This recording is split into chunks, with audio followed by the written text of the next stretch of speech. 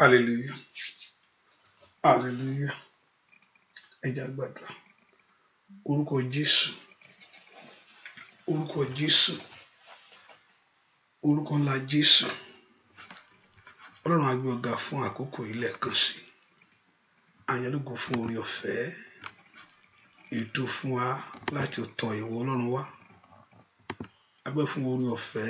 Ètò fún wa láti mọ̀ ọ́. Ẹni mọ̀ Ísírẹ́lì lórúkọ Jésù. Olúwa gbọpẹ́. Olúwa gbà yín. Ohun Jésù tó pọ̀ nípa àti agbára. Ìwọ la tọ̀ wá ní àárọ̀ yìí. Ìwọ la gbójú wa sókè sí. Agbẹ́ fún oore ọ̀fẹ́ yìí láti mọ ìwọ Ọlọ́run. Láti mọ ìwọ Jésù. Agbẹ́ fún àánú tó wá wa rí. Èyí tó gbà wá lọ́wọ́ ikú àti ìgbé. Agbẹ́ fún àánú tó fi bẹ̀ ayé wa wò ní gbogbo ọ̀nà. Ẹni mọ̀ Ísírẹ́lì lórúkọ Jésù. Olúwa gbọpẹ́. kábíyèsí Olúwa gbà yín, Olúwa gba ọpẹ́, Olúwa gbà yín. Wọ́n la tọ̀ wá lónìí járe o. Jésù gbogbo ohun tí ò ń járe o, Olúwa mú kúrò. Ẹ̀jẹ̀ rẹ kó wẹ̀ wá mọ́, ẹ̀jẹ̀ rẹ kó dá wa láre, ẹ̀jẹ̀ rẹ kó sọ wá dọmọ. Járe ọ̀nà agbára rẹ bàbá, yàsírí ọ̀nà ògo ìṣẹ́gun rẹ. Jẹ́ kí orúkọ tiẹ̀ kó di gbígbéga, jẹ́ kí ọ̀rọ̀ agbára kó fọhùn jáde. Bá gbogbo ọkàn pàdé, kó sì bá gbogbo àìní pàdé Ọlọ́run. A ó yìn ọ́ lógo, gbogbo ọlá àti ògo yóò sì jẹ́ ti ìwọ Jésù yìí, láì lórúkọ Jésù Kristi Olúwa tó lùgbàlà wa. Àmín. Wọ́n lọ́run láti inú ọkàn rẹ ń fẹ́ kó gbé Ọlọ́run ga lọ́wọ́lọ́wọ́ báyìí fún orí látó ṣínú ayé rẹ. Fẹ́ ká fi ọpẹ́ wọnú àgbàlá rẹ lọ fún orí gbogbo, ọba tó ṣàánú fún ọba tó dojú tì wá. Ká gbé ohùn wa sókè sí Ọlọ́run láàárọ̀ yìí fún orí ńlá, fún orí ńlá lórí ayé wa, fún orí ńlá lórí ọ̀nà wa gbogbo, fún orí ńlá lórí ọmọ, fún orí ńlá lórílẹ̀-èdè gbogbo. Ẹ ká bẹ̀rẹ̀ sí dúpẹ́ fún orí ọ̀fẹ́ yìí. Let's begin to thank the Lord this morning and begin to appreciate our God for the faithfulness of our King. Let's lift our voice in praise to the Lord. Ẹ ká gbé ohùn wa sókè sí Ọlọ́run. Ẹ ká yìn fún agbára rẹ̀. Let's thank Him for His greatness. Let's thank Him for that love. Let's thank Him for the faithfulness of God. Ẹ ká dúpẹ́ lọ́rẹ̀ pé ó jẹ́ olóòótọ́. Ẹ ká dúpẹ́ lọ́rẹ̀ pé ó jẹ́ aláàánú. Ẹ ká dúpẹ́ pé ó wà pẹ̀lú wa, ó dó tì wá. Ọba tí ò dojú tì àwọn tiẹ̀, ọba tí ò jẹ́ kí ẹ̀gàn ṣe wá. I want us to begin to lift our voice before the Lord right now and appreciate Jehovah God. And appreciate Jehovah God. Láti dúpẹ́ lọ́wọ́ Ọlọ́run yìí. Ẹ ká gbé ohùn wa sókè ká yìn. Dúpẹ́ lọ́wọ́ Ọlọ́run. Ẹ ká dúpẹ́ lọ́wọ́ Ọlọ́run fún oore ọ̀fẹ́. Jésù o ṣé o, Jésù o ṣé o, Jésù o ṣé o, Jésù aláàánú wa o mà ṣé, Jésù alágbára gíga o mà ṣé, ọba tó wà pẹ̀lú wa, ọba tí ò jẹ́ kójú tì wá, ọba tí òjò bàjẹ́, ọba tí òjò dàrú. Lift your voice, appreciate Him. Lord, we thank you, Lord. Lord, dúpẹ́ lọ́wọ́ Ọlọ́run yìí. Ẹ ká dúpẹ́ pé ó ṣe ńlá ayé wa. Ẹ ká dúpẹ́ fún ohun tó ṣe. Ẹ ká dúpẹ́ tó bá ayé wa débi tó mú ayé wa lọ. Let's thank Him. Olúwa o ṣeun o, Olúwa o ṣeun o, Olúwa o ṣeun, Olúwa o ṣeun. Dúpẹ́ lọ́wọ́ Ọlọ́run. Jésù ṣe o. Olúwa wa o, ẹ dára, ẹ dára. Olúwa wa o, ẹ dára sí wa o. Inú àwọn òrìṣà Sala kàwé yìí, Olúwa wa, Olúwa wa, ẹ dára sí wa. Olúwa wa o, dára, ẹ dára. Olúwa wa o, ẹ dára sí wa o. Iná àwọn òrìṣà kàwé yìí. Olúwa wa, Olúwa wa, ẹ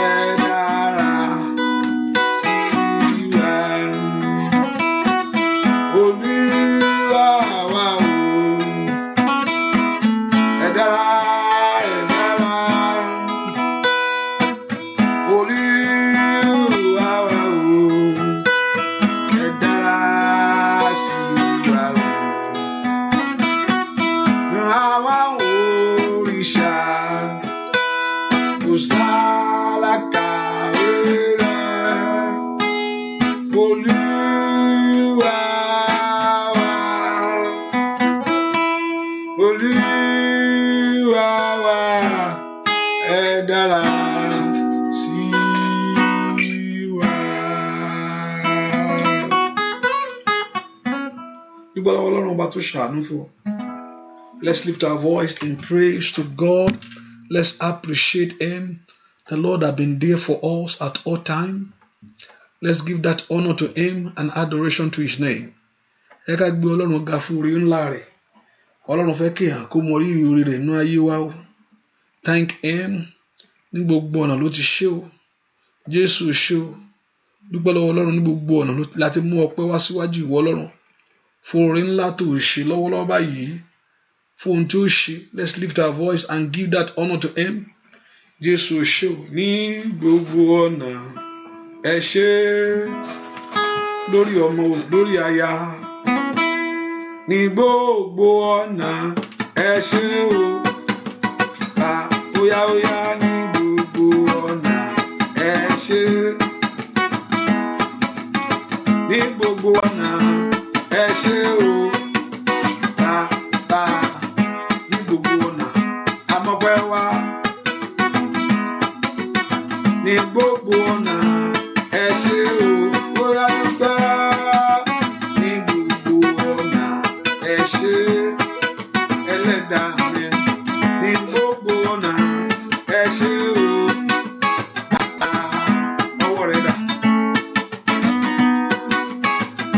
Ijó rẹ̀ dà. Ọkọ̀ ọpẹ́ rẹ̀ dà níwájú Olúwa láìṣẹ̀. Bàbá ní gbogbo ọ̀nà mo mọ́pẹ́ wá. Ní gbogbo ọ̀nà wá ṣe o. Ó bá bàbá náà ní gbogbo ọ̀nà ẹ ṣé Ẹlẹ́dàá wa. Ní gbogbo ọ̀nà ẹ ṣé o. Bàbá ní gbogbo ọ̀nà amọ̀pẹ́ wá. Kábíyèsí ní gbogbo ọ̀nà o. Ẹ ṣé o. Ó ṣé Olódùmarè ṣe. Ní gbogbo ọ̀nà ẹ ṣé lórí ọmọ o. Ní gbogbo ọ̀nà ẹ ṣé o. Bàbá ní gbogbo ọ̀nà amọ̀pẹ́ wá. Kábíyèsí ní gbogbo ọ̀nà ẹ ṣé o. Ó yá dúpẹ́ lọ́wọ́ Ọlọ́run ṣá. Ní gbogbo ọ̀nà ẹ ṣé ìgbàlọ́kàn Olódùmarè. Ní gbogbo ọ̀nà ẹ ṣé o. Olúwa, Olúwa wa, orúkọ rẹ̀ ti ní ìjó. Bóyá yìí, Olúwa, Olúwa wa ni Ọlọ́run ní gbogbo ti ní ìjó. Olúwa o, Olúwa mi o, orúkọ rẹ̀ ti ní ìjó. Bàbá Olúwa, Olúwa wa, orúkọ rẹ̀ ti ní ìjó. Orúkọ tí púpọ̀ tó wọlé. Orúkọ tí àrùn tó sáwọ gbó. Orúkọ ilé ìṣú agbára ni bàbá. Orúkọ ńlá, orúkọ tí ó farahàn ní àárọ̀ yìí. Orúkọ ibi àgbo ńlá. Ibi ìsádi agbára o bàbá mi o. Orúkọ ńlá, orúkọ Jésù. Orúkọ ńlá bàbá. Orúkọ tó lágbára jùlọ sẹ́. Bàbá orúkọ rẹ̀ sẹ́. Kiri ìjó. Bàbá Olúwa, Olúwa wa. Orúkọ rẹ̀ sẹ́. Kiri ìjó. Orúkọ rẹ̀ kiri ìjó.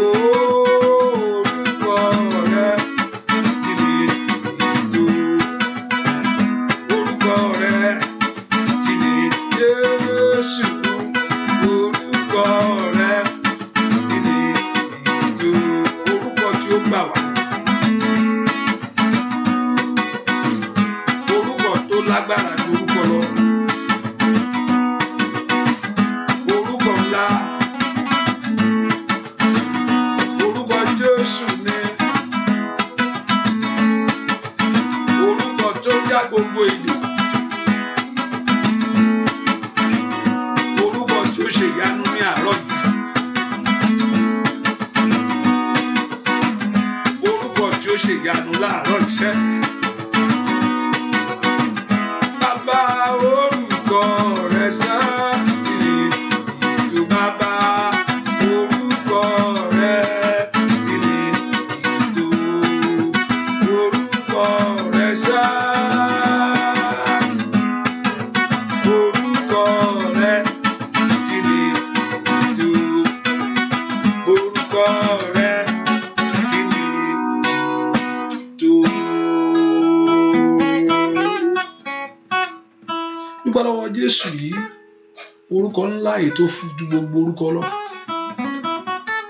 ọba tó mú ọmọ orúkọ yẹn, ọba tó mú ọmọ orúkọ yẹn. Jésù ṣé o fún orúkọ rẹ tó fún mi. Jésù ṣé o, Jésù ṣáájẹ́ ìyanu fún mi lọ́nà kọ́nà. Àpè Jésù lọ́ba,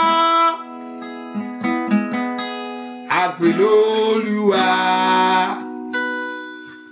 àpè lólùgbàlà. Bèmí kò tilẹ̀ morúkọ tí bá pè Jésù, ṣùgbọ́n Jésù ká jẹ́ ìyanu. Ìyanu ló jẹ́ bàbá, Jésù ṣáájẹ́ ìyanu fún mi lọ́gbọ̀n kàkà. Àpè Jésù lọ́ba,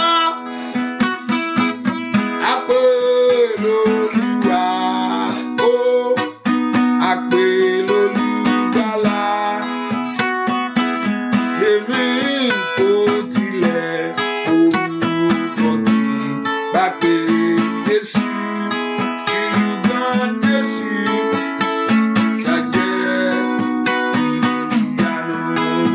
Èmi kò tilẹ̀ mọ̀ sá, èmi kò tilẹ̀ mọ̀ orúkọ tí bá pè Jésù, ṣùgbọ́n Jésù ká jẹ́ ìyanu. Ṣùgbọ́n Jésù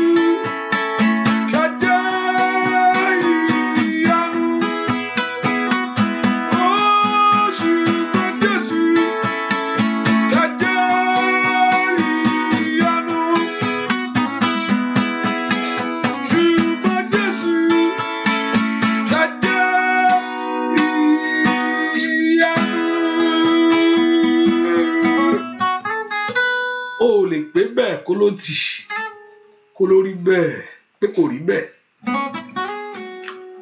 A lè sọ fún Jésù pé ó jẹ́ ìyanu kó sọ pé ó ti òun ò jẹ́ bẹ́ẹ̀. O lè sọ fún pé olùgbàlà ní kó ló tì òun ò ṣe bẹ́ẹ̀. Orúkọ tí o pè é téèyàn pè ní ó jẹ́, kéèyàn pè ní olùgbàlà rẹ̀ is going to be to you. Kéèyàn pè ní atúríṣe ó dán kó torí náà ṣe. Kò sí nǹkan tẹ́ pé Ọlọ́run tí ò ní jẹ́. Ó ní as you have said in my ear, I will do unto you. Àwọn ọmọ Ísírẹ́lì sọ pé grasshopper làwọn ájú ẹ o. Ó ní bẹ́ẹ̀ náà lẹ̀ ṣe máa rí. Ọlọ́run ò lè gbà wọn, ẹ̀mí lè gbà yín náà nìyẹn. Nǹkan tí èèyàn pè é ni ó jẹ́. Bẹ́ẹ̀ ni kò sí nǹkan tí èèyàn pè kó pè ní alágbára. He will never beneath himself. No, kò lè gbéra rẹ̀ sílẹ̀. Ó dán kó gbéra rẹ̀ sókè bó ṣe pè é. Ẹ ká dúpẹ́ pé Ọlọ́run, mo dúpẹ́ pé ìwọ lolùwòsàn mi, ìwọ lolùgbàlà mi. I want you to begin to call him that name. I want you to begin to declare to him is your Savior. Ìwọ làjíǹde mi, ìwọ ni ọ̀rọ̀ mi, ìwọ ni agbára mi, ipá mi sẹ́, ìwọ ni bí ìsáde agbára mi. Ẹ ká dúpẹ́ pé ohun tó jẹ́ fún ọ sẹ́, bẹ̀rẹ̀ sí pé ìyanu. Makaili makoso tó lè kàtàyàwá. lè prendo sí kẹtẹrẹbọ ẹ ká bẹ̀ sí pé bó ṣe jẹ́ fún ọ ẹ̀ ń ta yàmà kẹtọ yàbá mo gbẹ́ pé òun máa ń gbọ́ àdúrà mo gbẹ́ pé òun gbọ́ mo gbẹ́ pé ó sì gbọ́ mi ní àárọ̀ yìí màkàlì màkó so torí yàbá mo gbẹ́ pé ó bẹ ayé mi wò náà ọ̀tún sẹ́ that you will visit me torí pé alágbára ni ọ́ agbára rẹ ká ohun gbogbo bẹ́ẹ̀ ló sì lè ṣe ohun gbogbo ó yá mo gbé Ọlọ́run ga màkó bakú ṣàtà Olúwa mo fẹ́ fún ohun tó ṣe lónìí gbẹ́ pé ó ra ayé mi padà gbẹ́ pé ó tu ayé mi ṣe gbọ́ àdúrà lórúkọ Jésù Kristi Olúwa wa ẹ ká sọ fún Ọlọ́run gbogbo ohun tí ò ní jẹ́ kí n rí ọ ohun tí ò jẹ́ kó farahàn mi gbogbo ẹ̀ṣẹ̀ gbogbo àìní ìgbàgbọ́ that you don't have that faith ṣé Ọlọ́run lè ṣe àbọ̀ Ọlọ́run ò lè ṣe bí ló pẹ́ tí ò bá gbàgbọ́ kò lè rí nǹkan kan gbà when you don't have faith in you ó dàbí èèyàn ṣeré ni Ọlọ́run níbi tí mi ti gbà ọ́ gbọ́ tó Olúwa dárí àṣírí èmi jì mí ibi tí mo ti ṣe ọ́ Ọlọ́run fi ẹ̀jẹ̀ rẹ̀ wẹ̀ mí ká béèrè fún ẹ̀jẹ̀ ọ̀dá àgùntàn tí ń wẹ ayé ẹni mọ́ Olúwa fẹ̀jẹ̀ ńlá rẹ̀ wẹ ayé mi kó gbójú tù ú Olúwa pa ẹ̀ṣẹ̀ mi rẹ́ wash away my sin cleanse me from all my iniquities ẹ pe orúkọ Jésù that Lord Jehovah God to wash you from all your sins Father cleanse me from all my iniquities ẹ pe orúkọ Jésù Olúwa wẹ ẹ̀ṣẹ̀ mi wẹ̀ mí kò nú àṣírí mi gbogbo Olúwa dáríjì mí Olúwa náà kò ń sọ̀rọ̀ orí kò ń gbé Olúwa mo ní Ọlọ́run òye pé kí n sọ pé Olúwa dáríjì Ọlọ́run mo acknowledge myself mo ṣẹ̀ sí ọ ní Olúwa mo ṣẹ̀ sí ọ Olúwa mo ṣẹ̀ sí ọ dáríjì mí Olúwa mo ṣẹ̀ sí ọ dáríjì mí Olúwa mo ṣẹ̀ sí ọ dáríjì mí Ọlọ́run mo ṣẹ̀ sí ọ̀rọ̀ rẹ dáríjì mí orúkọ Jésù Olúwa mo ṣẹ̀ sí ọ gbogbo ohun tí ò jẹ́ rí ìwọ Ọlọ́run tó ní jẹ́ ká rí ọ Olúwa dáríjì ẹ ká sọ fún Ọlọ́run in any area that we have sinned against him ẹ sọ fún Jésù lọ́wọ́lọ́wọ́ pé kí Jésù kó dáríjì ẹ̀jẹ̀ Jésù pa ẹ̀ṣẹ̀ mi rẹ́ ní orúkọ Jésù Ọlọ́run lanu kó gbàdúrà kí ẹ̀jẹ̀ Jésù kó pa gbogbo ẹ̀ṣẹ̀ rẹ́ gbogbo ẹ̀ṣẹ̀ tí ò ní jẹ́ ká rí ìwọ Ọlọ́run gbogbo ẹ̀ṣẹ̀ tí ò ní jẹ́ kí ìwọ Ọlọ́run farahàn ní orúkọ Jésù níbi tí mi ì ti tẹríba fún ọ tó yíkayamamoso tó yaba ẹ pe orúkọ Jésù dára Father forgive me all my sins forgive me all my iniquity ẹ̀jẹ̀ Jésù wẹ ayé mi orúkọ Jésù gbọ́ àdúà lórúkọ Jésù Kristi Olúwa wa àmín ẹ ká béèrè fún ẹ̀mí Ọlọ́run lọ́wọ́lọ́wọ́ kó sọ̀kalẹ̀ sínú ayé rẹ ẹ̀mí Ọlọ́run náà ni máa mú yàn borí ẹ̀ṣẹ̀ gbogbo ẹ̀mí Ọlọ́run ló máa jẹ́ kéèyàn lè ṣe ohun tí Ọlọ́run fẹ́ kéèyàn ṣe o ẹ̀mí Ọlọ́run ló máa wọnú ayé ẹni ẹ pé orúkọ ẹ̀mí Ọlọ́run sọ̀kalẹ̀ wá sọ̀kalẹ̀ wá ẹ̀mí mọ́ sọ̀kalẹ̀ wá ask the Spirit of God to come upon you ẹ̀mí Ọlọ́run sọ̀kalẹ̀ wá ẹ pé orúkọ Jésù lọ́wọ́lọ́wọ́ báyìí ẹ̀mí Ọlọ́run sọ̀kalẹ̀ wá ẹ wá bá ọkàn mi gbé wá fi ọkàn mi ṣe ibùgbé Olúwa gbé ayé mi wọ̀ agbá ẹ̀ má balẹ̀ mi ẹ ká béèrè fún agbá ńlá nìṣẹ́ agbá yóò mú àṣeyọrí jáde o agbá yóò ṣe tí yóò mú iṣẹ́ rẹ diṣẹ́ tí ò ní diṣẹ́ agbá yóò jẹ́ kó jèrè ohun tó ṣe láyé tó ò níṣẹ́ dànù àyà àmàkóso tó ní màkàtà tí ẹni ẹlẹ́ni ò ní gbà ṣe tiẹ̀ ṣe ẹ má wọnú mi ẹ má sọ̀kalẹ̀ wá ó ẹ̀mí mímọ́ wá ẹ̀mí mímọ́ wá jọba ẹ̀mí mímọ́ ẹ̀mí ayọ̀ ẹ̀mí mímọ́ wá jọba tó bá jọba àlàáfíà dé tell him to come into your life ẹ̀mí mímọ́ wá o ẹ̀mí mímọ́ wá jọba ẹ̀mí mímọ́ ẹ̀mí ayọ̀ ẹ̀mí mímọ́ wá jọba ẹ̀mí mímọ́ wá ẹ̀mí mímọ́ wá jọba ẹ̀mí mímọ́ ẹ̀mí ayọ̀ ẹ̀mí mímọ́ wá tó yá gbàdúrà ẹ̀mí mímọ́ wá ẹ̀mí mímọ́ wá jọba ẹ̀mí mímọ́ ẹ̀mí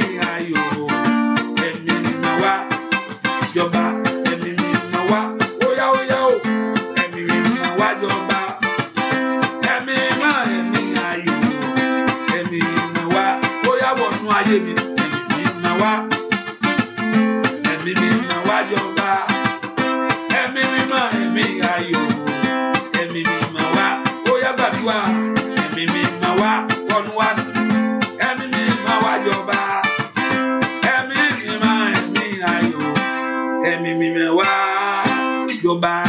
Ẹ pé orúkọ Jésù, Olúwa gbé ayé mi wọ̀, ayé mi gbàgbà Ọlọ́run lónìí.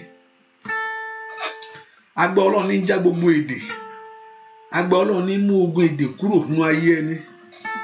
Ayé wa gan láti gbàgbà kò ṣe pásítọ̀ nìkan, àwa gan nílò agbára yẹn. Olúwa gbé mi wọ̀, Olúwa sọ mí di alágbára, Olúwa gbé mi wọ̀, Olúwa sọ ọmọ mi di alágbára, Olúwa gbé ayé mi wọ̀, Olúwa gbé ìpín mi wọ̀. Ẹ ká bèrè fún agbára ńlá tí mú ayé ẹni borí. Ẹ ká bèrè fún agbára ńlá tí ń tún orí ẹni ṣe. Ẹ pe orúkọ Jésù, agbára Ọlọ́run sọ̀kalẹ̀ wá.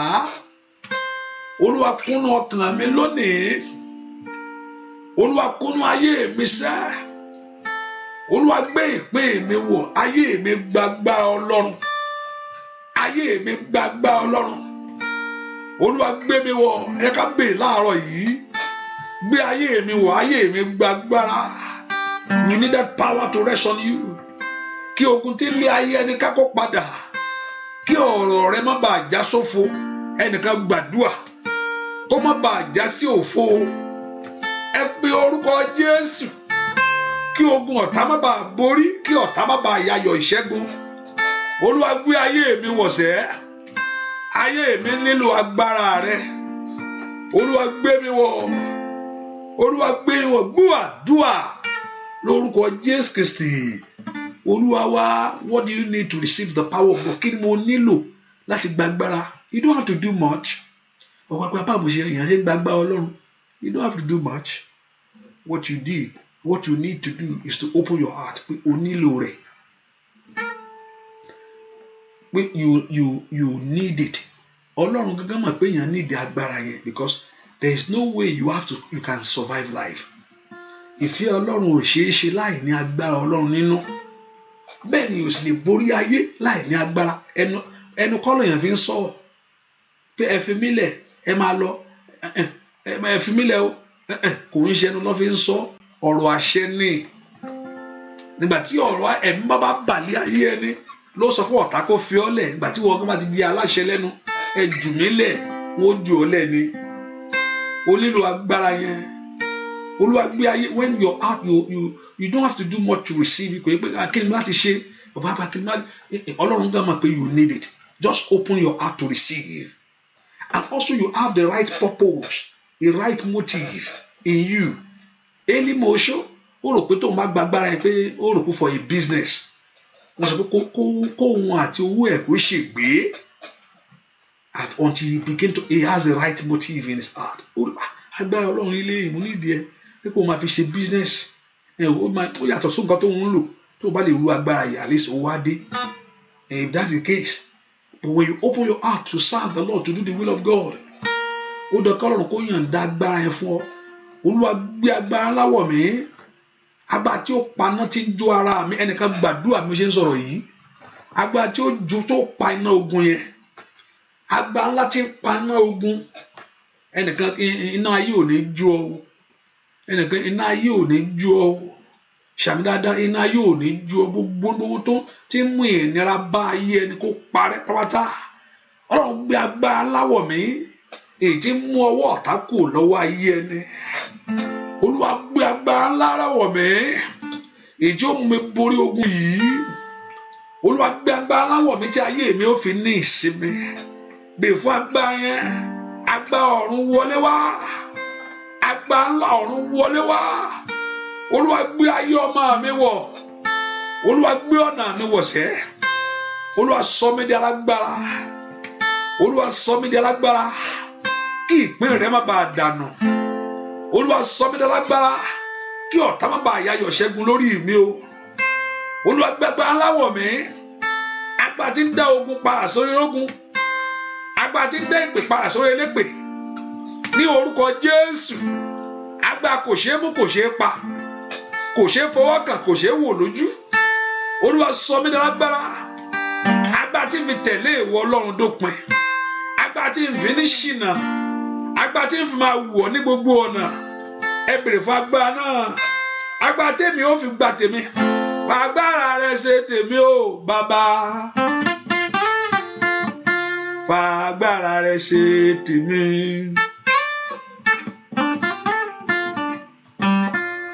Fàgbára rẹ ṣe tèmi o, fàgbára rẹ ṣe tèmi. Ọwọ́ rẹ dà, fàgbára rẹ ṣe tiwa o.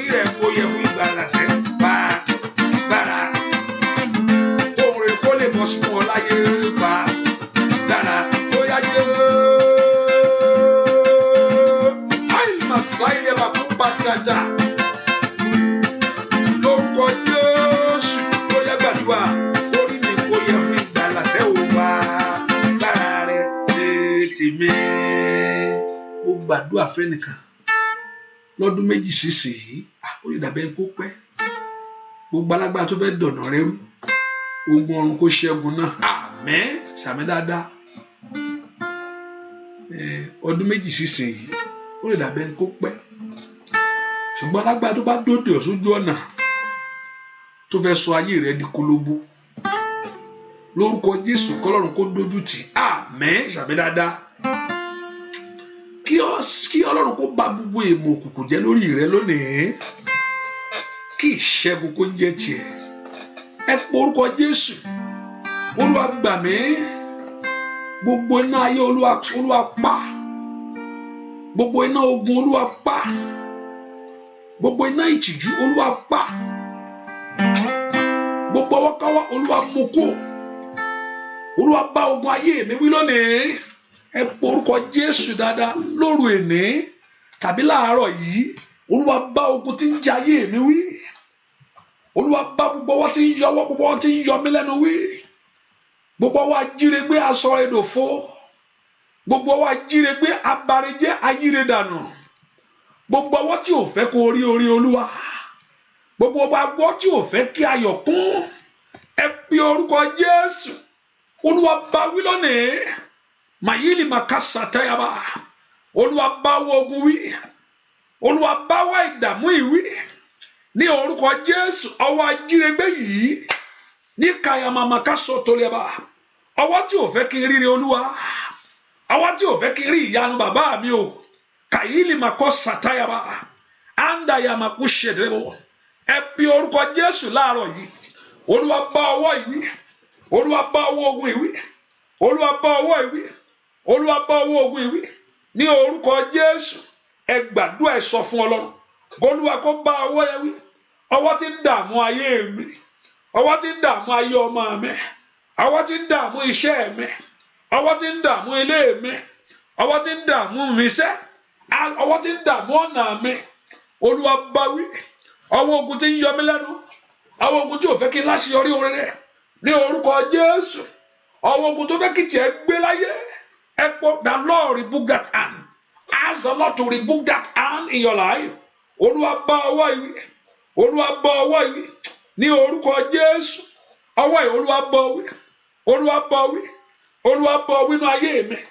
Olúwa bá wí nínú ayé ọmọ mi ọwọ́ ogun ìwọ ọwọ́ ìtìjú ìwọ ọwọ́ gbèsè ìwọ ọwọ́ àmúbọ́ ní orúkọ Jésù Olúwa bá wí ní gbogbo ọ̀nà Olúwa bá wí ní gbogbo ọ̀nà lóru èní Olúwa bá wí láàárọ̀ yìí Olúwa bá wí ọwọ́ tí ò fẹ́ kó rere kó jọ ní orúkọ Jésù gbogbo ọwọ́ tí ò fẹ́ kí ayọ̀ mi kún ní orúkọ Jésù gbogbo ọwọ́ tí ń lé ọwọ́ olóore jìnnà kúrò lọ́rọ̀ alára mi Olúwa the Lord rebuke ẹ gbàdúrà ẹ sọ fún Ọlọ́run pé Olúwa bá ọwọ́ yẹn wí ọwọ́ ogun tó dó tì mí ní kayamamo sotoliaba ọwọ́ ajírégbé ọwọ́ asọ̀rẹ́dọ̀fọ̀ the Lord rebuke you ẹ sọ fún Ọlọ́run Olúwa bá wí o Olúwa bá wí o Olúwa bá wí o Olúwa bá wí o gbogbo ẹ̀mí kẹ́mí ní agbègbè mi every contrary spirit in your life every contrary power in your life gbogbo ẹ̀mí afẹ́ ayé ẹni ṣerú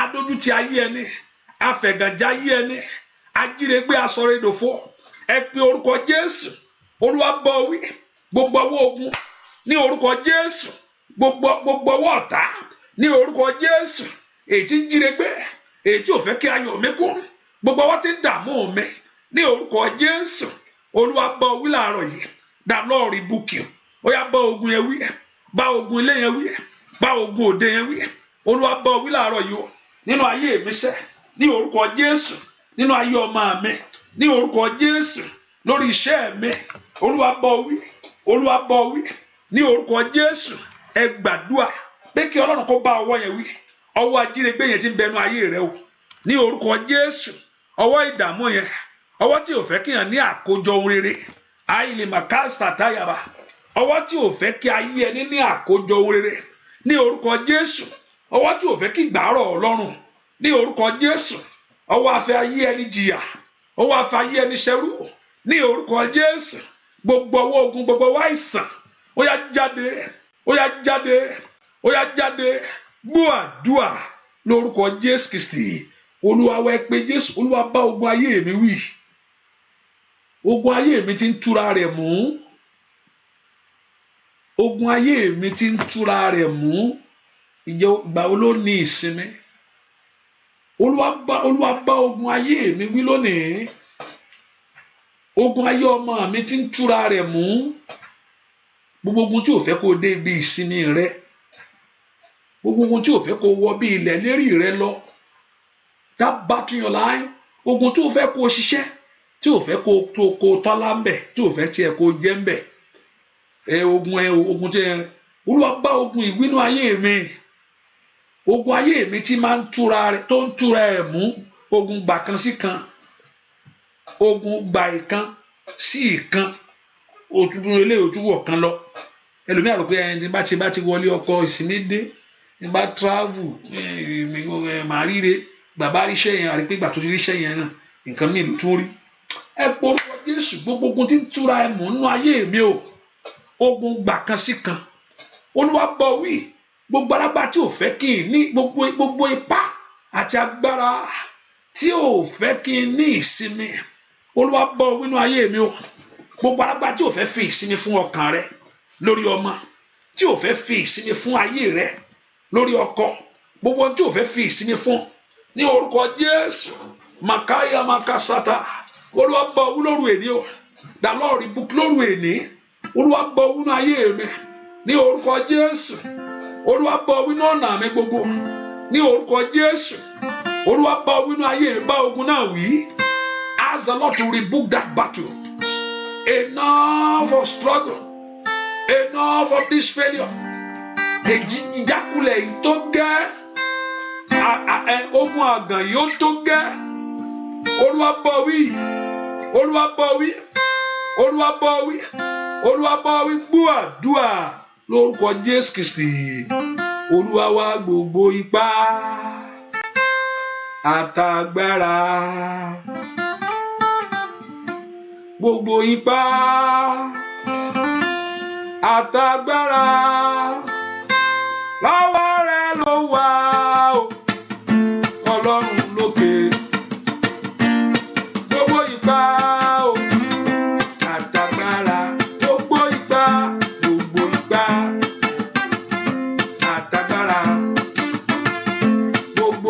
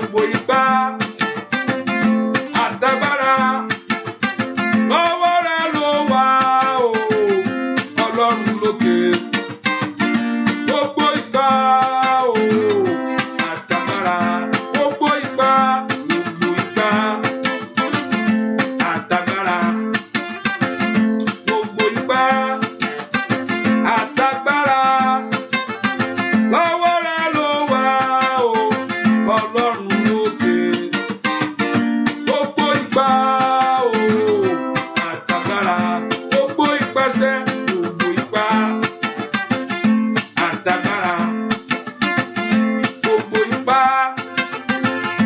àtàgbára lọ́wọ́ rẹ̀ ló wà o Ọlọ́run lókè gbogbo ipá o àtàgbára. Ẹ pe orúkọ Jésù. Olúwa má jẹ́ kí ọ̀tá mi yọ ayọ̀ ìṣẹ́gun lórí mi. Olúwa má jẹ́ ọwọ́ Sámsìnì rẹ̀ bá ti béèrè lọ́wọ́ rẹ̀. Wọ́n mọ tí wọ́n ń pín ẹ̀bùn lórí ẹ̀, wọ́n yọ ayọ̀ ìṣẹ́gun lórí rẹ̀ ní. Wọ́n mọ tí wọ́n ń ṣe gbogbo ẹ̀. Ọwọ́ èèyàn bá ti béèrè báwo ló ṣe rí. Ẹni tó ti tó ẹgbẹ́ tó bá jí báyìí ọwọ́ tó gbé òkè báyìí ọ̀tá ń ṣubú lọ. Ó wá dẹni tó ń so mọ́lẹ̀ tó ń yọ ojú ẹ̀ tó ń ṣe gbogbo ẹ̀ fún. Ẹ pe orúkọ Jésù ní gbogbo ọ̀nà tí ọ̀tá ti ń lé ayé mi. Ní any area that have been pursuing your life. Ní gbogbo ọ̀nà tí ohun tí ọ̀tá ń ṣe sí mi. Whatever thing that they are doing in your life. Ní gbogbo ọ̀nà tó ti ń gbà yọ sí mi. Ẹ má jẹ́ ń yọ ayọ̀ ìṣẹ́gun lórí mi o. Ọ̀tá mi má jẹ́ ó borí. Ọ̀tá mi má jẹ́ ó yọ ayọ̀ ìṣẹ́gun. Ní orúkọ Jésù. Don't let the enemies of my life have victory upon my life. Ẹ má jẹ́ kí ọ̀tá mi yọ ayọ̀ ìṣẹ́gun. Ayé mi ò gbọdọ̀ dààmú. Ọ̀tá mi ò gbọdọ̀ yọ ayọ̀ ìṣẹ́gun. Ẹ sọ mọ́ wọn dòfo. Ẹ bà mọ́ wọn jẹ́. Ó yá níbo ló wà sẹ́? Ẹ ti ń lépa ayé rẹ. Ẹ ti ń lépa ayé ọmọ. Ẹ tó ní ìṣeré jìnnà. Ẹ tó sọ pé gbàgbé ẹ̀. O ò lè rọ́mọ bí láyé. Ká ń pe kò lè kàn ọ́. Ní orúkọ Jésù. Abáyé ẹni dúre. Ajírí ayé ẹni gbé. Asọ̀rí ayé ẹni dòfo. Ní orúkọ Jésù. Alẹ́ ayé ẹni ká. Ọ̀tá tí kìí gbọ́ kìí gbà. Tàǹtáyà gàgàbà. Ogun tó lówó ò ní padà. Ogun tó lówó ó bá ọ dégbẹ̀gbẹ̀rẹ̀ odò níṣẹ́. Ní orúkọ Jésù. Ogun alẹ́ ayé ẹni pa. Ogun àfìyàjá ayé ẹni. Kò gbúdọ̀ yáyọ̀ ìṣẹ́gun bàbá. Ní orúkọ Jésù. Olúwa sọ̀mọ̀tádòfo. Olúwa bàmọ̀tá jẹ́. Olúwa yí ìmọ̀tá dànù. Gbogbo ìpọ̀ alépa ayé ẹni. Ní orúkọ Jésù. Abínú ògo ayé ọmọ ẹni. Gbogbo ẹni tí ò fẹ́ kó ní ìsinmi. Gbogbo ẹni tí ò fẹ́ kó láyọ̀ yẹn. Ní orúkọ Jésù.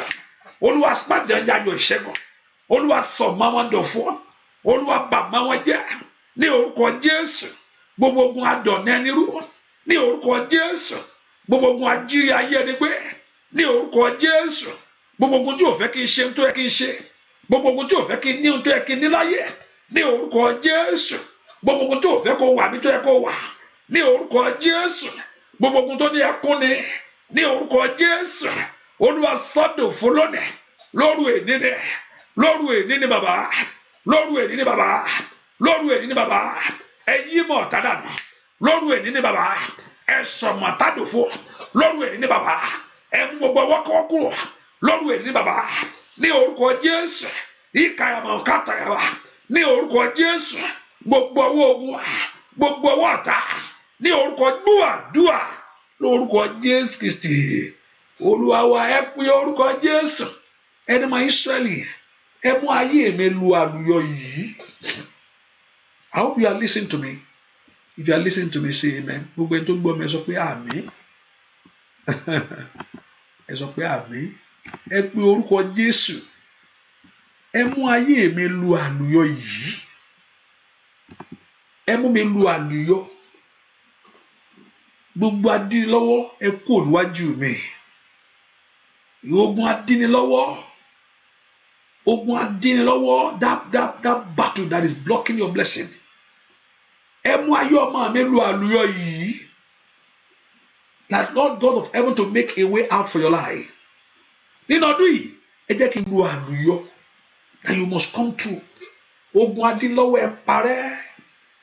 Ogun ajírí ayé ẹni gbé ẹ padà. Olúwa mú mi lu àlùyọ fún oore láyé. Ó dẹ̀ka ẹ pàṣọ́tò limatali makapa lùsàdé. Ẹ mú ayé ọmọ mi lu àlùyọ. Ìkà ogun abanú ẹni jẹ́. Ní kàyàmà wọ́n sọ tó lè kàtà. Ogun tó mú kankan tó mú rere fún ayé ẹni. ogun tí ò fẹ́ kíyàn gbé orí òkè, gbogbo májẹ̀mú má ṣe rere, gbogbo májẹ̀mú má kúri kó jọ, gbogbo májẹ̀mú má ṣe, òun ló ń bẹ lórí Jábésì, májẹ̀mú má láyọ̀ ló wà lórí ẹ̀. Ọmọ ìbànújẹ́ ni, kò sí nǹkan tó dáwọ́lé láyé, ìbànújẹ́ yóò parí ẹ̀ ní. Ìbànújẹ́ láyé kọ́ mọ́, kò síbi tó máa wà, ohun tí ó máa parí Jábésì ni pé kò bá kówọ́ jọ, ìbànújẹ́ ló ń gbẹ̀yìn rẹ̀. Àgbà tó ké pé ẹni tó dáa, àìlè màkà sàtáyàbà, ó yá Olúwa bá wí lónìí ní kàyàmà, ẹ fi ìṣeré rọ̀ mí lọ́rùn, ẹ fi ìṣeré to write that Lord should make life easy. Masanda ya makoperu sata, ẹ fi ìṣeré, ẹ fi ro ayé mi lọ́rùn, ẹ fi ògo pàdé ayé mi. Ó yẹ kó ju bí tó wà yẹn lọ o, ó yẹ kó ní ohun tó yẹ kó ní ju ohun tó yẹ kó ní yẹn. There are many lives to touch. In Jesus' name we pray. Ó yẹ kí n ronú ọ̀pọ̀lọpọ̀. Don't be complacent with where you are. Then before I used to think, I think this morning I was thinking, I don't really need money like that. I always think, can I undo it? If I have this amount of money in my life, can I still love the Lord and do the will of? So I don't really think I need. So I was listening this morning, and I look at life of a person. I was just being touched.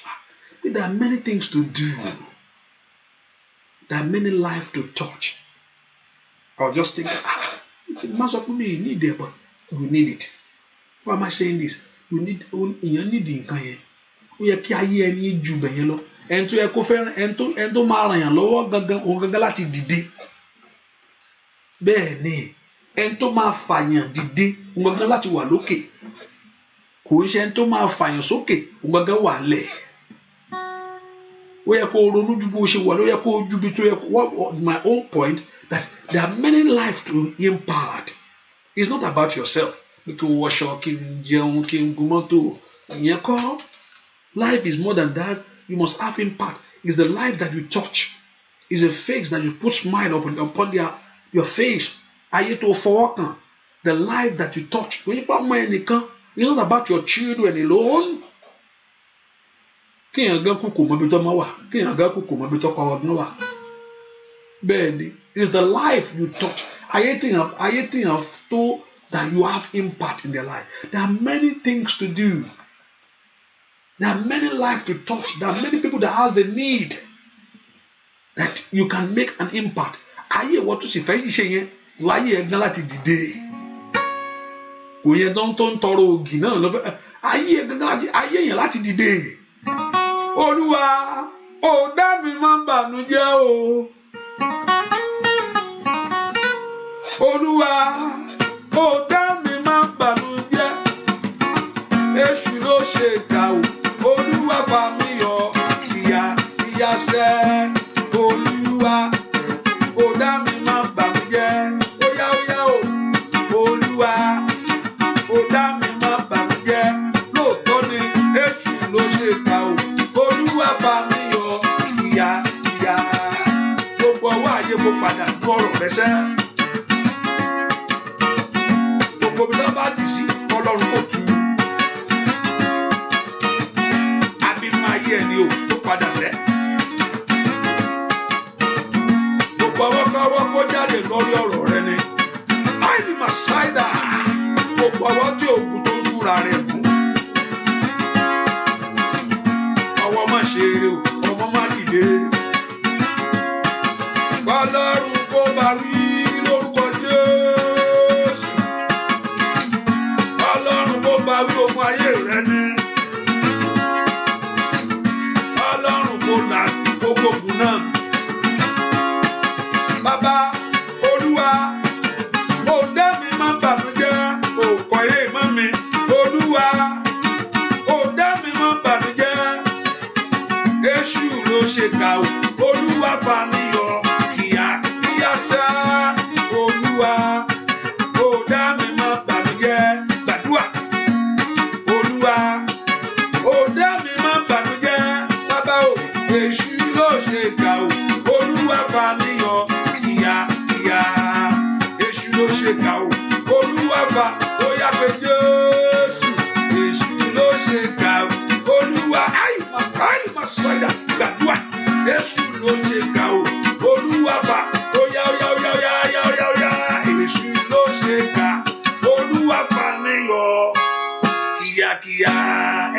Jésù ogun ayé mi ò gbọdọ̀ borí mi,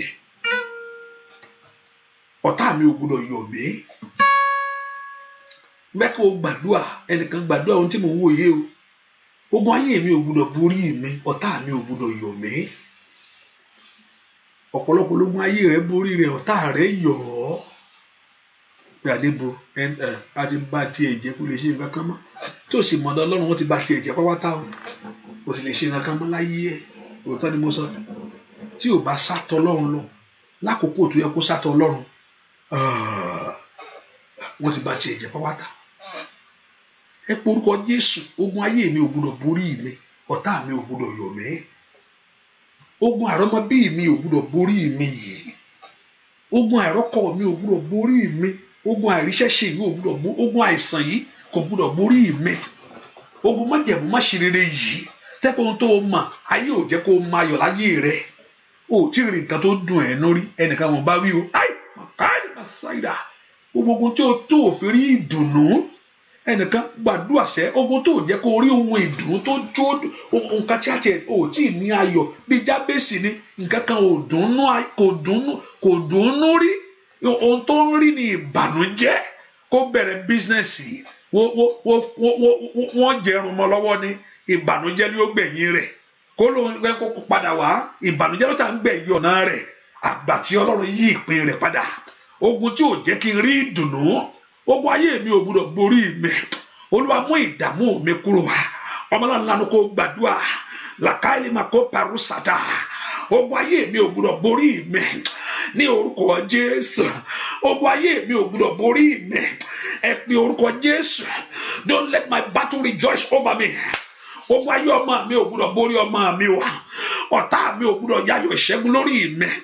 Ọmọ tó ń ṣẹlẹ̀ sí ọ, ọmọ tó ń ṣe ọ, mama dàbóra ò bá ké pe Jésù. Màkàìlì màkàtàkàtà, mama daṣọ bo ò bá sọ fún Ọlọ́run, ò bá tú níwájú Ọlọ́run lónìí. Ogun tí ò jẹ́ kí n rí ṣẹ́ṣe látijọ́ yìí, ogun tó ń jẹ́ kí iṣẹ́ tí ò jẹ́ kí n lákòjọ, ní orúkọ Jésù. Ogun tí ò jẹ́ kí n ríre mú, ní orúkọ Jésù. Ogun àfìyàjà yí ẹni, ogun má dìde. Ẹ pe orúkọ Jésù, èmi ò mọ tó ń ṣe ọ. Ogun àìsàn yìí, màkàìlì màsáìdà, màkọ́lì màkọ́ pẹ̀rúsàtà. Ọlọ́run bá ogun ayé àwọn èèyàn yìí ní orúkọ Jésù. Olúwa bá ogun ayé àwọn èèyàn yìí. Gbogbo ogun tí ń da ọ̀nà rú ní orúkọ Jésù. Ogun tí ò fẹ́ kí ayé àwọn èèyàn yìí kó rí agbára rẹ̀. Màkọ́lì màkàìlì màsáìdà, màkọ́lì màkọ́ pẹ̀rúsàtà ní orúkọ Jésù. Ẹ pe Jésù láàárọ̀ yìí. Pe Jésù, Olúwa má wò mí ràn mọ́. Ní orúkọ Jésù, bá ogun ayé mi wí. Ogun tó ní kó remain single for the rest of your life. Ní orúkọ Jésù. Ogun tó fẹ́ kó rọ́mọ bí. Ogun tó fẹ́ kí olóore aláàánú. Ní orúkọ Jésù. Ẹ pe ogun tí ò fẹ́ kí ìlérí ṣẹ. Màkàlì. Ẹ pe orúkọ Jésù. Gbogbo ogun tí ń ba oríire jẹ́. Nìkàyà ni màkọ́ pẹ̀rú sàtẹ̀. Ogun ojú àlá yẹn. Ní orúkọ Jésù. Olúwa bá wí o. Olúwa bá wí o. Olúwa bá wí o. Olúwa bá wí o. Olúwa bá wí o. Mo lérò kó ń gbàdúrà. Olúwa bá wí o. The Lord rebuke you. Olúwa bá wí. The Lord rebuke you. In my life, the Lord rebuke you. This battle, the Lord rebuke you. Olúwa bá wí. Lórí ọ̀nà mi gbogbo. Olúwa bá wí. Lórí iṣẹ́ mi gbogbo. Olúwa bá wí. Ogun tó fẹ́ sọ ògo dànù. Ogun tó fẹ́ paná ògo. Ní orúkọ Jésù. Ní orúkọ Jésù. Gbàdúrà. Lórúkọ Jésù Kristi. Olúwa wa. Mo ní pé èèyàn ò nídìí láti ṣẹ̀yàn kó tó rí ogun láyé. Jẹ́jẹ́ rẹ ló ń lọ yẹn ò mean anything. You don't have to offend people before you enter into trouble in life. Because láti bẹ̀rẹ̀ lógun ti wà. Ẹ tí yẹn sì ń bájà ní Sátánì. Kò ń ṣe nìyẹn o. Kò ń ṣe màmá yẹn, kò ń ṣe bàbá yẹn o. Wọ́n ní màmá kan ní ilé wa ni. Wọ́n dádì kan ni, wọ́n ní mọ́mì mi ni, wọ́n dádì mọ́mì mi ni. Ọ̀pọ̀lọpọ̀ ló ń sọ pé mọ́mì ẹ̀ ti kú. Ọ̀pọ̀lọpọ̀ ló ń sọ pé mọ́mì ẹ̀ ló wà níbi ọ̀rọ̀ rẹ̀. Tí mọ́mì ẹ̀ gan ti kú tó gun yẹn ò sì fílẹ̀. Ọ̀pọ̀lọpọ̀ ní bàbá yẹn ni. Ogun yẹn ò fi ọ́lẹ̀. Bàbá yẹn ti lè kú. Ṣùgbọ́n ogun náà ò padà. Sátánì lèèyàn ń bàjà.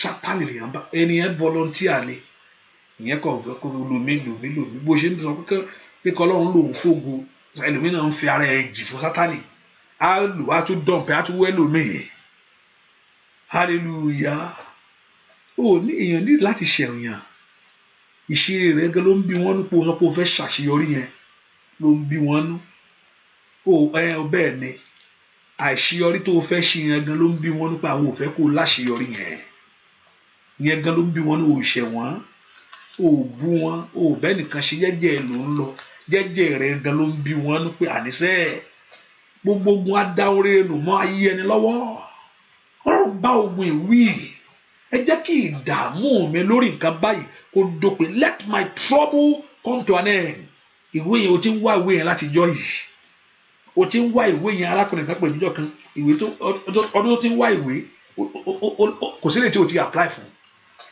ó ń wá ìwé ilé ẹ̀yàtọ̀ pé ilé yàtọ̀ ọwọ́ ogun lélẹ́yìí ó ti apply ọdún tó ti wà lórí ìwé ó kọjá ogún ọdún ó sì apply jókòó náà ń sọ fún ẹ pé orúkọ Jésù Olúwa bọ̀ wí o Olúwa Ọlọ́run tó dá ọ̀run àti ayé lórí ọ̀rọ̀ mi bá ẹ̀wọ̀ Sátánì wí Olúwa bọ̀ wí lórí ayé àwọn èèyàn yìí ó gbogbo ọwọ́ ayọ́rí dànù ọwọ́ tí ò fẹ́ kó gbádùn ayé ọwọ́ tó ní pé ìyà níṣẹ́ ọwọ́ tó ní ìbànújẹ́ ni ọwọ́ tó ní pé kó kù díẹ̀ kó débẹ̀ ogun tó fẹ́ ṣan ayé rẹ mọ́lẹ̀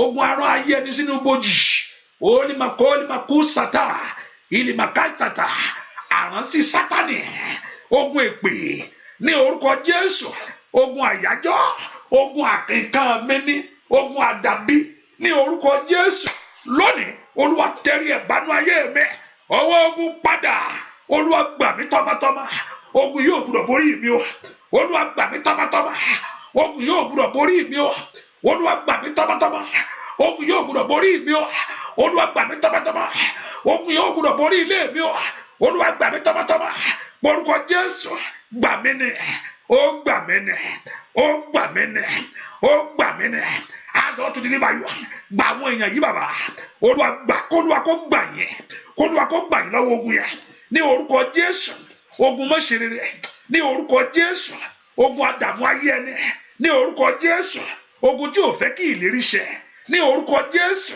ogun tó fẹ́ kí ayé ẹni kú sí oko ìgbàgbé óyá mèsìsíbóyètì oko ìgbàgbé lọ́ní kó kú sí àfi tí Ọlọ́run wá jáde óyá làkàyè màkàlè màkàtà Mọ́dékáyì àkàtàkàtà géètì náà fẹ́ kó parí ọ̀rọ̀ rẹ̀ sí àyè màkàtà àfi tí Ọlọ́run gbé wọnú pálásì àyè màkúlà màkàyà gbogbo àwọn ogun èyí tí ò fẹ́ kí n ṣe tó yẹ kí n ṣe láyé èyí tí ò fẹ́ kí n dá tó yẹ kí n dá ní orúkọ Jésù ogun tí ò fẹ́ kí n rí ìrànlọ́wọ́ ní orúkọ Jésù tí ò fẹ́ kí n rán láàánú ó yẹ gbàdúrà lórúkọ Jésù Kristi Olúwa wa àmín.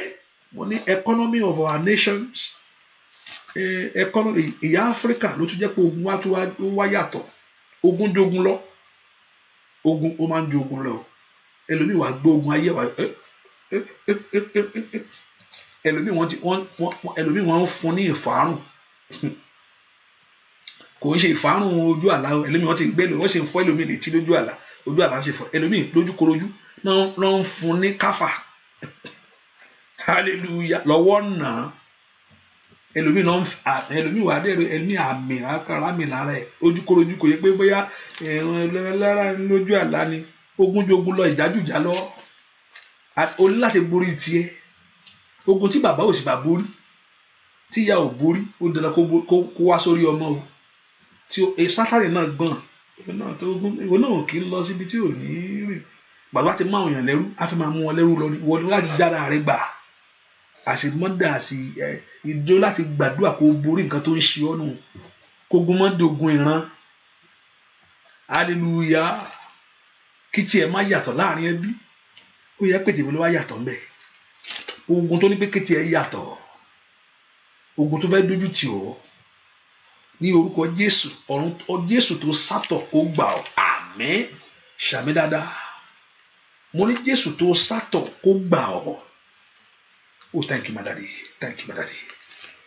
mo ní Jésù tó sátọ̀ kó gbà ọ́. Thank you Jesus. Mo ní Jésù tí ẹ sátọ̀ lónìí kó gbà yín. Let Jesus. Ìtẹ̀ dìmú ìtẹ̀ ẹ̀rọ mọ́. Arábìnrin yóò ti dààmú títí owó kò ní lọ́wọ́ mọ́. Ó ti di ẹni tó ń sùn ta. Ẹbí kọ̀ ara kọ̀ kí ló tún kù fún? Last hope ló kù. Last hope ẹ̀ ló wo Jésù fún. Tí bá fọ yìí ọwọ́ kan ìtẹ́tí aṣọ rẹ̀. That's our last hope. Torí kò lówó mọ́. Kò lè gbé àárín ìlú. She's unclean. Kò tẹ̀ gbúdọ̀ fọwọ́ kan Jésù jọ yẹn gan. Kò yẹ kó ṣe nǹkan tó ṣe ń jọ yẹn. Kò yẹ kó ṣe. Because she's unclean. Ṣùgbọ́n that's our last hope. Kó o rọ̀ mọ́ Jésù. Máa fọwọ́ kan wọ́n ní máa fọwọ́ kan ẹ̀. Ṣùgbọ́n èmi á fọwọ́ kan ìwọ Jésù. Wọ́n ní kí n má ké pè ọ́. Èmi á ké pè ọ́. Bíbélì sọ pé ó sì fọwọ́ kan. Agbára jáde lára Jésù. Torí pé ìgbàgbọ́ ẹ̀ ó rọ̀ mọ́ ọ̀rọ̀ rẹ̀. Gbogbo èèyàn tó wọnú àdúrà ìwà níbikíbi tẹ́ ti ń dààmú Ọlọ́run mọ̀ pé máa wá o. Ẹni máa Ísírẹ́lì mọ̀ pé máa wá. Ẹni máa Ísírẹ́lì ti mọ̀ pé máa wọnú àdúrà ìwà èmi ò mọ̀. I don't have a list. I don't have a list of people. I can have an idea a little bit of those people that I have known by name or that I've seen face to face. I can have an idea. But I don't know whether you're going to be here. Èmi ò mọ̀ pé ọkàn ẹni báyìí sister Joseph Ambi, brother Sima Ambi lady. I don't know. I don't have the thought in my mind. Ṣùgbọ́n ẹnìkan mọ̀ pé ẹ máa wá. Òun náà pè ní Jésù. Ọba tó ń pa àìní gbogbo pàdé. Ìwọ Jésù iṣẹ́ rẹ rèé. Àwọn èèyàn rẹ wọ́n sì ti dé. Gbogbo èèyàn tó wọnú àdúrà ìwà lábẹ́ ìdààmú, lábẹ́ ogun, lábẹ́ àìsàn àti àṣetì. Ohun tó gbé ọ wọnú àdúrà ìwà ní orúkọ Jésù. Ìwọ Ọlọ́run tó mọ tó fẹ́ ṣe. Ìwọ Ọlọ́run ìbẹ̀rẹ̀ ohun gbogbo. Ìwọ Ọlọ́run tó pọ̀ fẹ́ ṣiṣẹ́. Àwọn èèyàn yìí sì ti dé. Gbogbo ohun tó dààmú wọn wọnú àdúrà yìí. Ó yá olórúkọ Jésù ọ̀run fi òpin sí. Àmín. Mo sọ pẹ̀lú àṣẹ ọ̀rọ̀ rẹ ní. Gbogbo ẹni tó wọnú àdúrà ìwà ní orúkọ Jésù. Gbogbo ẹni tí ayé ń dààmú. Gbogbo ẹni tó ti sú. Gbogbo ẹni tí ò yé mọ́. Gbogbo ẹni tó wò pé báwo làwọn ṣe ṣe.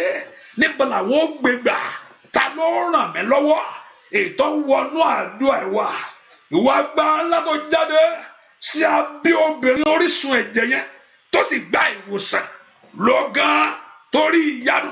Gbogbo ẹni tó dààmú tó wọnú àdúrà yìí wáyé lórúkọ Jésù ìdààmú náà kó parẹ́. Àmín. Ní orúkọ Jésù gbogbo májẹ̀mú kí májẹ̀mú èyí tí ń ṣiṣẹ́ nú ayé ẹni. Gbogbo májẹ̀mú kí májẹ̀mú èyí tí ń bá ayé ẹni gbé. Gbogbo májẹ̀mú kí májẹ̀mú èyí tí ń bá ayé ẹni dúró rere. Gbogbo májẹ̀mú má ṣe rere. Gbogbo májẹ̀mú àrọ̀mọbí ní orúkọ Jésù. Gbogbo májẹ̀mú má rí ayọ̀ lórúkọ Jésù lóru èní kò di asán. Àmín. Mo bèrè fún ìyapa kàtáìlì màkọ́bí ṣáìdà. Mo bèrè fún ìyapa ní orúkọ Jésù. Mo bèrè fún kó dohun ìgbàgbé ní orúkọ Jésù. Mo bèrè pé kó tán lónìí kó sì má gbèrè mọ́. Gbogbo ogun má ṣe rere. Gbogbo ogun má rọ̀nà àbáyọ ní orúkọ Jésù. Ogun má tẹ̀gbẹ́. Ogun gbàkansí kan. Ogun tó ń túra rẹ̀ mú ní orúkọ Jésù. Ní gbogbo ọ̀nà ní orúkọ Jésù Olúwa bá wí. Àmín. Gbogbo ọwọ́ ayírí dànù. Every hand of enemies in your life. Gbogbo ọwọ́ tí ò fẹ́ kí èèyàn gbádùn ayé. Gbogbo ọwọ́ tí ò fẹ́ kí èèyàn ṣírò rẹ̀ kó má rí ohun kankan rí. Gbogbo ọwọ́ tí ò fẹ́ kí èèyàn rò ó kó má ro ohun rere rò. Ní orúkọ Jésù lónìí kó di asán. Àmín. Jésù kú lórí igi àgbélébùú. Ó san gbèsè yẹn and he paid that price and he paid it in full. Látòní lọ ayé yín kó bẹ̀rẹ̀ sí gbé nínú àlàáfíà. Ẹ bẹ̀rẹ̀ sí rí ògo Ọlọ́run. Ẹ rí ẹwà Olódùmarè ní orúkọ Jésù. Látòní lọ begin to dream great. Begin to dream good. Begin to dream well. In the name of Jesus. Ohun tó ń bà ọ́ lẹ́rù yẹn lórúkọ Jésù kó fò lọ. Àmín. Ọlọ́run Ísírẹ́lì. Mo ní tí Ọlọ́run bá farahàn ló dájú. Àrí Ọlọ́run kò ń ṣe ohun tó dáa. àrí agbára rẹ̀ kò sí ohun tó ṣẹ́ kọ́lọ́run farahàn ló máa mú ayé ẹnìkan. Gbogbo èèyàn tó wọnú àdúrà ìwá lórúkọ Jésù ó yẹ rí Olúwa ńlá pẹ̀lú agbára rẹ̀, ẹ rí Olúwa àti ìṣẹ́gun rẹ̀ ní gbogbo ọ̀nà, gbogbo tí ẹ lè gbà kọjá, gbogbo tí ẹ kẹ́ gbà kọjá tí ẹ lè gbà kọjá, gbogbo tó yẹ kẹ́ wà tí ayé ò jẹ́ kẹ́ wà níbẹ̀, ohun tó yẹ kẹ́ ti ní láyé tí ayé ò múlé yín lọ́wọ́, tí ìgbà tí àkókò ń jà yín lólè, tí àyíká àtàyídà tí ò jẹ́ kó fọhùn, ní orúkọ Jésù lónìí ó yẹ gbà. Àmín. Ọwọ́ olóore ńlá ní orúkọ Jésù, ní orúkọ Jésù kó kàn yín. Ibi ibùsùn rẹ kó ní ìsinmi. Ṣàmì dáadáa. Ibi ibùsùn rẹ kó ní ìsinmi.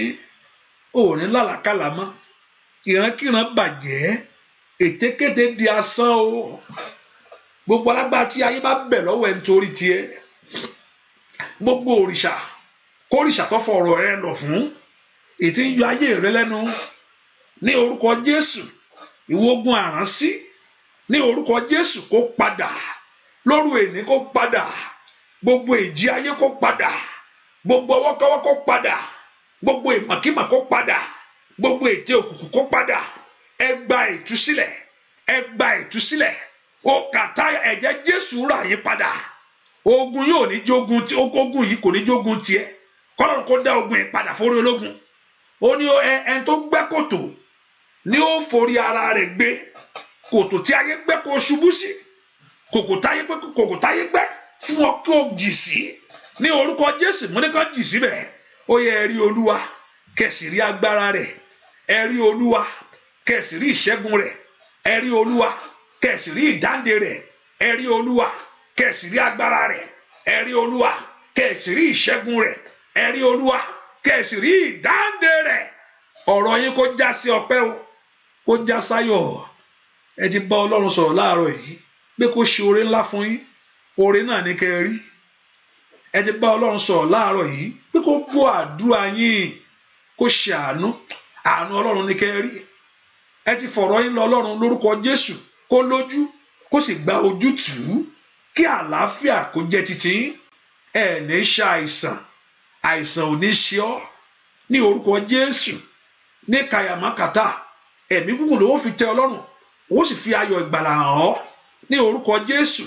Ikú àìtọ́jọ́ dópin ní orúkọ Jésù. Pósí ikú ó di asán ní kàtàyàyàdàyà ìkàlìmàkọ́ tẹ̀kẹ̀tẹ̀kẹ̀tẹ̀ mùrọ́bàkú fàtáyà ibojì lórúkọ Jésù. Olúwa ṣẹ́gun ọ̀rẹ́ lónìí.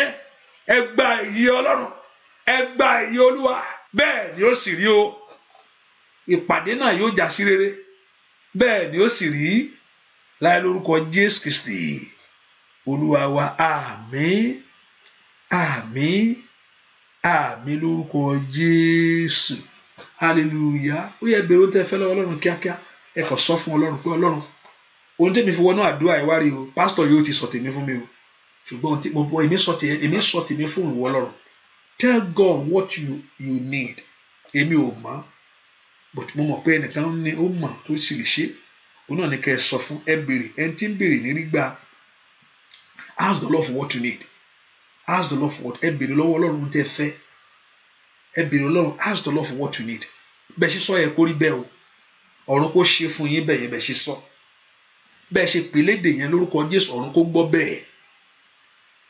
Ní orúkọ Jésù, ìdíwọ́ kúrò, ìdènà fi ọ̀nà lẹ̀ o. Bẹ́ẹ̀ ṣe bèè níwájú Olúwa kó rí bẹ́ẹ̀ o. Ẹ ó sì láyọ̀ ṣẹ́gun láì lórúkọ Jésù Kristi Olúwa wa. Àmín, àmín, àmín. Bí Olúwa ti ń bẹ bí ẹ̀mí rẹ̀ sì wà, ire rẹ̀ yóò dé, gbogbo ayé á sì bẹ yìn Ọlọ́run. Mo ní bí Olúwa ti ń bẹ bí ẹ̀mí rẹ̀ sì wà, ire rẹ̀ yóò dé,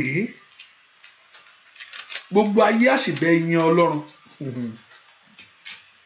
Mo ní bí Olúwa ti wà, bí Olúwa ti ń bẹ tí ẹ̀mí rẹ̀ sì wà, ire rẹ̀ yóò dé, gbogbo ènìyàn wọ́n á sì bẹ yìn Ọlọ́run. Á dàbí àlá o, á dàbí àlá, ire rẹ yóò dé, gbogbo ènìyàn wọ́n á sì bẹ yin Ọlọ́run. Bẹ́ẹ̀ ni ó sì rí láì lórúkọ Jésù Kristi Olúwa wa. Àmín, àmín, àmín lórúkọ Jésù. Bẹ́ẹ̀ ni ó sì rí o. Hallelujah. Praise the Lord. Let us put in mind that the prayer continue by God's grace by 2 in the morning, and this evening, this Friday, I'm not going to be on live on YouTube or Facebook, but I'm going to be online live on Zoom. Okay. But for the partner prayer, I told you everybody's a partner, whether you share it, whether you support financially, in any way that you are doing your best for the Lord, you're a partner in the word of God. There's Ọlọ́run kì í ṣèyàn tó máa ignore. What God needs from your heart is your heart of the ọkàn tí èèyàn fi ń ṣe nǹkan fún Ọlọ́run. Ọkàn yẹn ló máa ń mú ìtara wá. Tí èèyàn bá ti ní ọkàn fún Ọlọ́run, ìtara ò lè sí. And there's that. But tí èèyàn bá ti ní ọkàn fún Ọlọ́run, there's nothing that you cannot give to God. Because your heart for Him, your love for Him. Hallelujah. So I believe everybody is a partner. So the line is open for everybody. What you have to do, just come be there, do your best, be a participate. Bí tí èèyàn bá ti ń gbàdúrà, church tó ń lọ, tó ti ń sìn, jó olùjọ́sìn bẹ́ẹ̀. Má jẹ́ kò sí nǹkan tó ń jẹ́ pé mo kàn láì kí n máa. I just want to go there and just sit down and say amen. Kò sí nǹkan tó jọ bẹ́ẹ̀. Mo kàn láì kí n máa wà lẹ́yìn. Just want to sit at the back. Má jẹ́ èrò ẹ̀yìn níwájú èèyàn Ọlọ́run. Ló ṣe ẹni wájú ni ọ́. Be a part of it. I'm telling you, ohun tó ń ṣiṣẹ́ nìyẹn. Ọ̀pọ̀lọpọ̀ wọn pẹ́ kí wọ́n fẹ́ kọ́ lọ church náà. Mi kò like wọn African church yẹn. I just don't want to say, oh my God. Oh, wọ́n pọ̀ kún lóṣì jù.